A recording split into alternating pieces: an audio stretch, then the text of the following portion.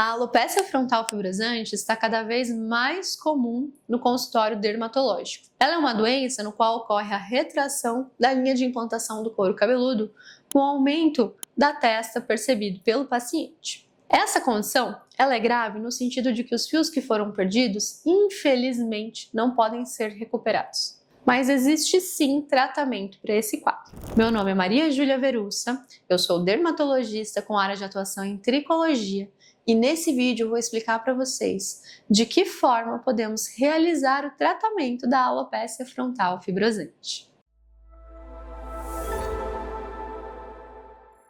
A alopécia frontal fibrosante ainda tem sua causa desconhecida, mas um dos fatores que influenciam são genéticos, ambientais, hormonais e autoimunes que vão desencadear o surgimento dessa doença. Nesse quadro, o sistema de defesa do corpo ataca os nossos folículos pilosos que produzem o fio de cabelo, principalmente no local onde estão as células tronco desse folículo. Isso causa a destruição desse folículo com impossibilidade do recrescimento do fio de cabelo. Essa doença se manifesta principalmente na linha de implantação capilar e o cabelo vai ficando cada vez mais retraído no início aqui no couro cabeludo.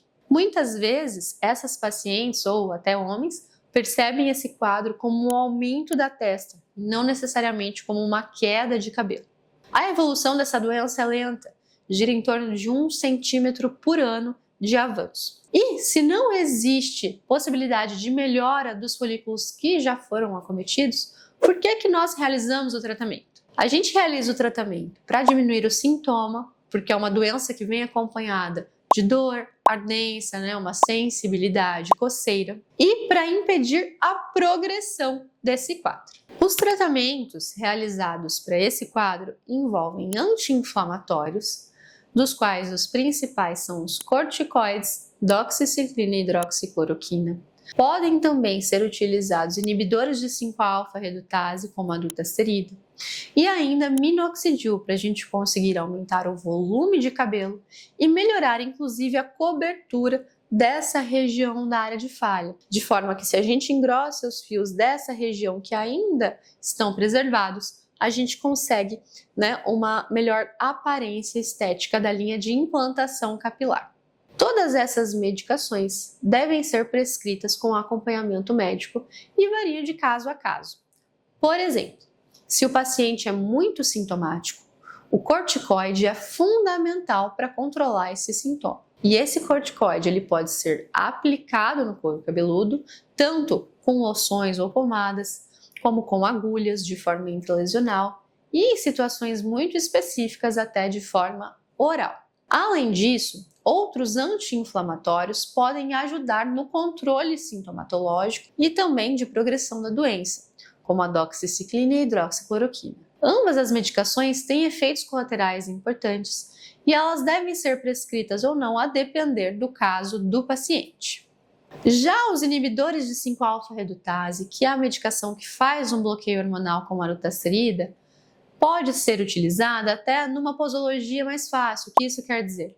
Pode ser utilizada apenas 3 vezes por semana e não necessariamente todos os dias para conseguir um resultado. Isso acaba facilitando a adesão do paciente. Os pacientes que mais se beneficiam dessa medicação são os pacientes que têm frontal fibrosante com uma androgenética associada ou uma frontal fibrosante com outra manifestação clínica, que é a manifestação mais difusa. Esses são os principais pacientes que vão se beneficiar dessa medicação. Outra medicação também que é interessante utilizada para frontal fibrosante é a isotretinoína. Essa medicação ela é benéfica principalmente para os pacientes que, além do acometimento do couro cabeludo, também têm alterações faciais, como pequenas bolinhas na região entre as sobrancelhas e ao redor dos olhos, as pápulas da face. Nesse grupo específico de pacientes, a isotretinoína ajuda a melhorar o aspecto estético da pele e também, inclusive, já foi demonstrado que ele vai ajudar no processo inflamatório, controlando esse processo e melhorando, inclusive, a evolução da doença e estabilizando esse quadro.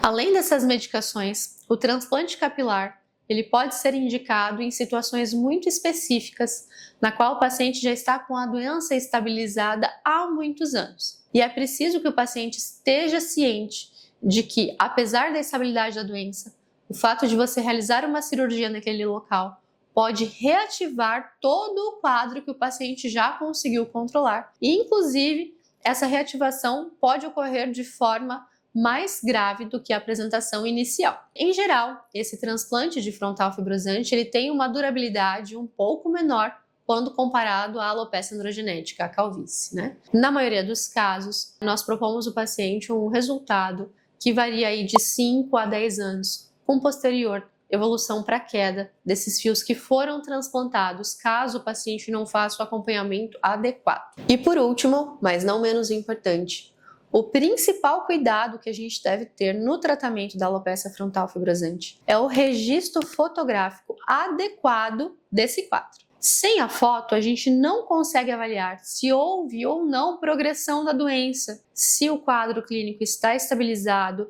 se tem ou não um novo ponto de atividade da doença, de forma que é impossível tratar esse quadro se não houver acompanhamento fotográfico. Esse acompanhamento fotográfico deve ser realizado a cada 3 meses, enquanto o paciente ainda estiver em desenvolvimento pleno da doença, e a partir do momento que ele estabiliza, podemos espaçar esse acompanhamento para um período semestral e posteriormente até anual. Se você gostou desse vídeo, se inscreva no meu canal para saber mais conteúdos sobre alopecia frontal fibrosante e outras doenças do couro cabeludo. Curta esse vídeo, comente e envie para um amigo para que ele possa também entender melhor sobre como funciona essa doença e o seu tratamento.